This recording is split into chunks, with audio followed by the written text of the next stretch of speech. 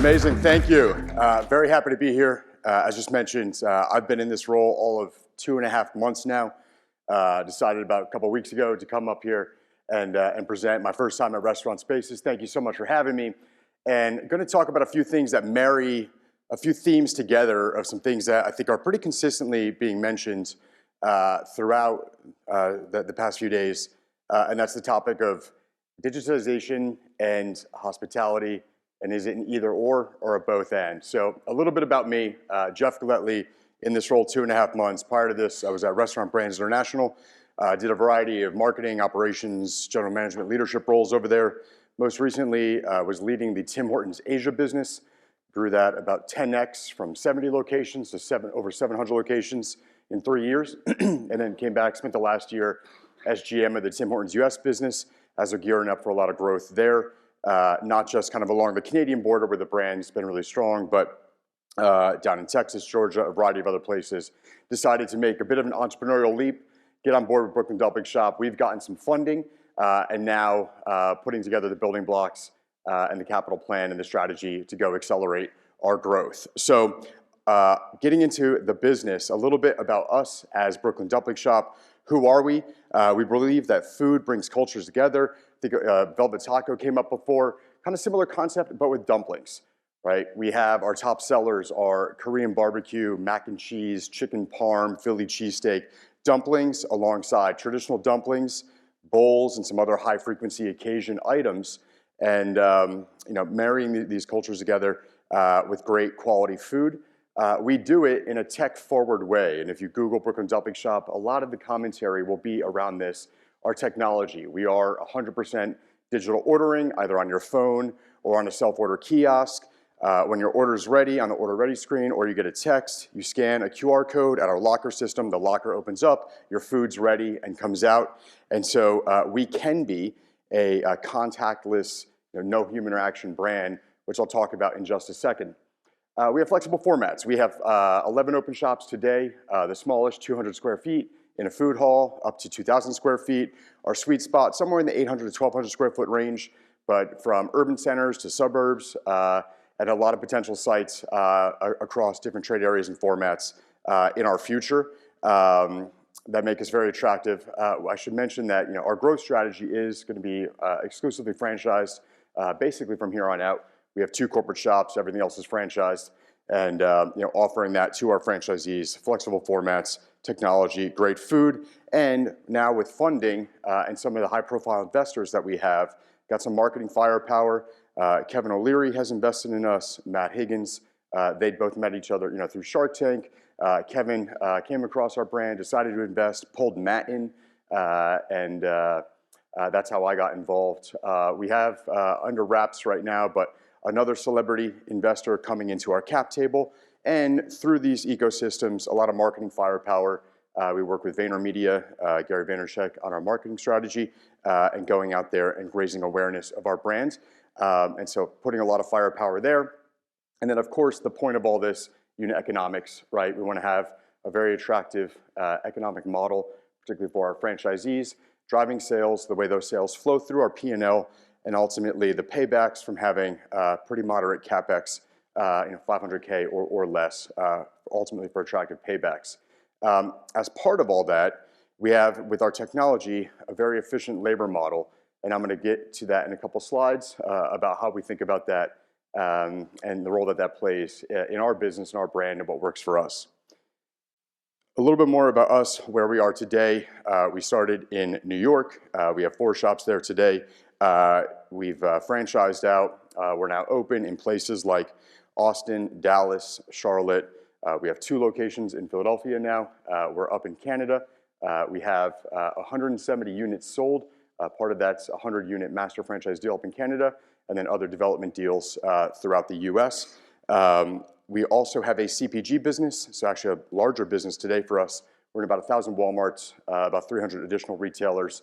And so we have the vertical CPG side of the business and the shops. But everything I'm going to talk about today is all about the shops and how we get them to the best possible place as we continue to grow and create awareness of our brand. So if you were to Google Brooklyn Dumpling Shop, a lot of the content you'll see is all around the idea of kind of contactless. And actually the brand, kind of the genesis of it, born out of a business called Brooklyn Shop House. The ball got rolling actually pre-pandemic in 2019 for this contactless experience. It then made all the sense in the world during COVID to go do this, right? And actually you could have zero human interaction. And I was surprised to actually see there's even an acronym, ZHI, zero human interaction. And a lot of articles about us talk about this, at least particularly back in the day when coming out of the pandemic. That was a great feature of our brand. And so a lot of that content out there about zero human interaction. And I think in its best way, you probably weren't expecting to see this photo up here, but what inspired our brand is actually the automat, right? You come in, you grab your food, you sit down, and there might not actually be any human contact during that time. And so very aspirational, the first automat in 1902 at Heart and Heart Out in Philadelphia. A lot of nostalgic feelings around it, and what the intention was in our brand was kind of bring the automat into the future. And so what that looked like, one of these on the left is just a prototype, one on the right is a shot I took last week at one of our shop in Austin. It brings a lot of those elements to life.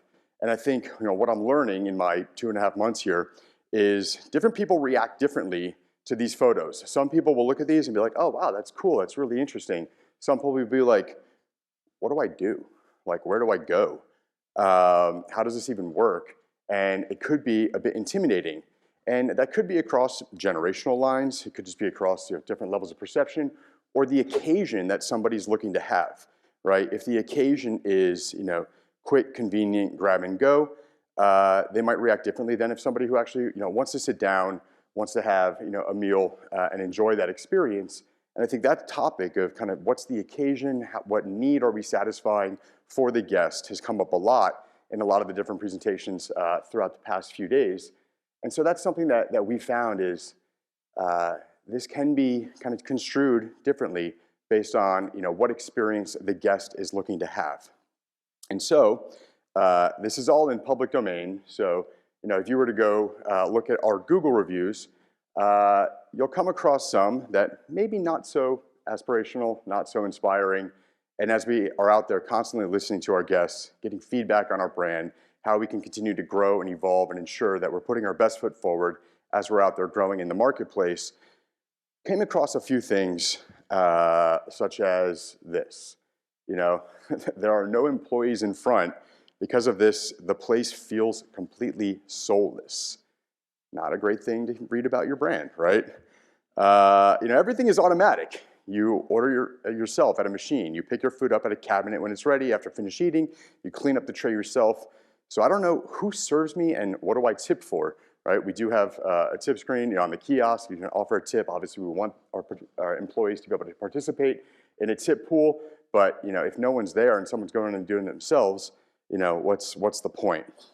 Another one. There's no interaction between customers and employees. It's all automated. People work in the back, but call me old school. This place isn't for me. And not that we can necessarily be all things to all people. However, we want to make sure that we have a wide enough addressable market. We want to make sure we're out there, winning with guests and bringing people back. And what we've found is this is kind of where it becomes not an either or, but a both and. And something that's particularly important for us now is we believe it really, really matters and essential to our brand and actually still fits our economic model to have what we call an ambassador. I think in other places this has shown up in a variety of ways. Maybe it's called a greeter, because we still want to maintain that spirit of hospitality. And I think people, guests, depending on the occasion, they still want that. And actually, if you read a lot of our Google reviews, since this has been implemented with greater consistency over the last several months, will indicate oftentimes when people are leaving a review, they will mention the ambassador actually by name. They'll say, Gio or Ashley or Jason, really helped me as I walked in. They helped me navigate the kiosk. They made recommendations and they helped me with my food. They were really pleasant. And by the way, the food was great, right? And I think what this does, it begins to reframe a little bit, this economic model that we have where we still want to be labor efficient. We still want to make sure that the model works, that our restaurants can be as profitable as possible. But something that we found is that this role in particular, this is not a cost center. This is a revenue driver, right? Somebody that's actually going to come in, make sure that people, there's an attrition from people walking in the door and then walking out because they got intimidated. They can demystify the experience, make recommendations, upsell, and be a friendly face and a human face to our brand and maintain that spirit of hospitality. So as we go through and we think about this idea of digitization or hospitality, and a lot of articles, a lot of press, a lot of conversations that we have, it seems like it's either or. You're either a digital brand or you're a more full service, high touch brand. And as I think about the key attributes of our restaurant, something like efficiency and convenience, right? I'm going to play a little bit of a game here. I think in the interest of time, we'll just go click through it. But in this one, highly efficient, convenient, in and out. Okay, probably this tech forward presentation makes more sense, right, than the hospitality forward one. But if you're looking for a bit of a warmth and kind of having a vibe, right, we can have music, we can have our decor, our space matters, but also having that friendly face, that personality being present in the dining room. I think hospitality forward wins this one, right? Labor as a percent of sales, I think everyone's managing this. Our target on this, and a lot of our shops are at about 20% when it comes to labor as a percent of sales, even with this ambassador role as they're driving sales, and we're still able to make it work. But if you're looking at it purely just based on the economics of it, kind of a ruthless way, labor as a percent of sales will be, of course, better in the tech-forward environment. But now it starts to get interesting. Crisis management, the other way that I thought about putting on the side is like, what happens when shit breaks? And it breaks all the time. Not having a human there, actually the first week that I was in the role, our POS system went down nationally and we could do no sales in the restaurant, right? So not having a cash register, not having anyone there to be able to help guests through this experience, much better to actually have that hospitality when somebody's there and something breaks. So that one wins. So there's a bit of a toggle, right? Sometimes the model of being more tech forward works. Sometimes the model of being more hospitality forward works. But when it comes to employee experience, here I think it starts to get interesting where it's both, right? If I think about our model, we've actually taken some of the most friction points for the employee out of it, right? They don't have to take the order. They don't have to serve the order. We hire basically two positions in our shops. You either are a front of house person or a back of house person. Front of house person has that personality. They can help on some of these things. The order takes care of itself, the order entry.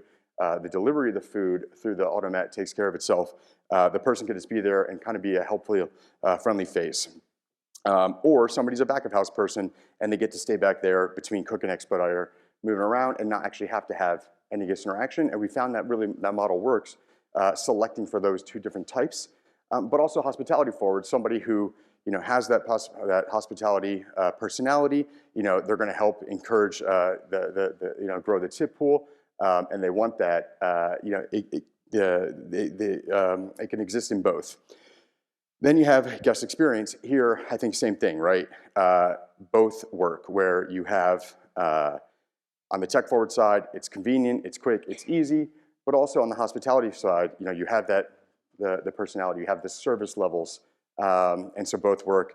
And then, on the economic model, sales, right? And I think here you can have both, whether you're ordering through an app, making it as easy as possible for getting somebody to order from you, where they want, how they want, in what service mode they want, whether it's dine-in, whether it's pickup, whether it's delivery.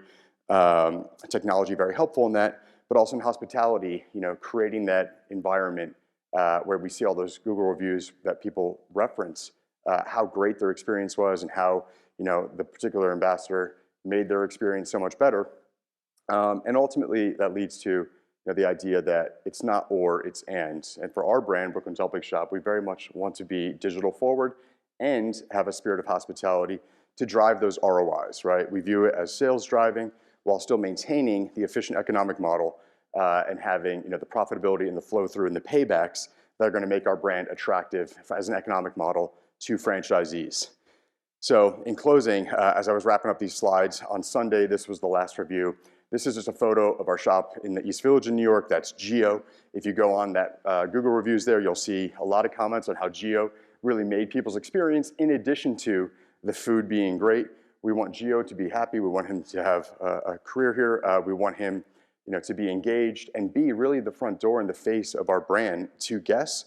And that comes through constantly and consistently when you go through and you read our Google reviews and you think about the sales driving nature of what that means. So, just running through in the interest of time, I know we have the breakout groups, but that was really what I wanted to talk about. And now if we think about the pillars of who we are as a business, what makes us distinct, this spirit of hospitality and maintaining that critical to who we are as a brand, to who we're going to be, and that's something that's foundational to us. So in closing, this is who we are, Brooklyn Dumpling Shop.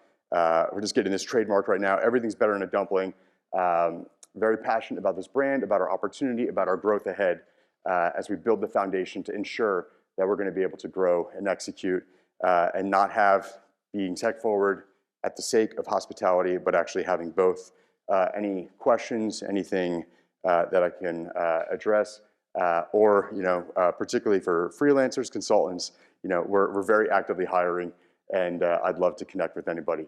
So that's it from me. Thanks so much, everyone, and have a great day. Wonderful. Thank you, Jeff.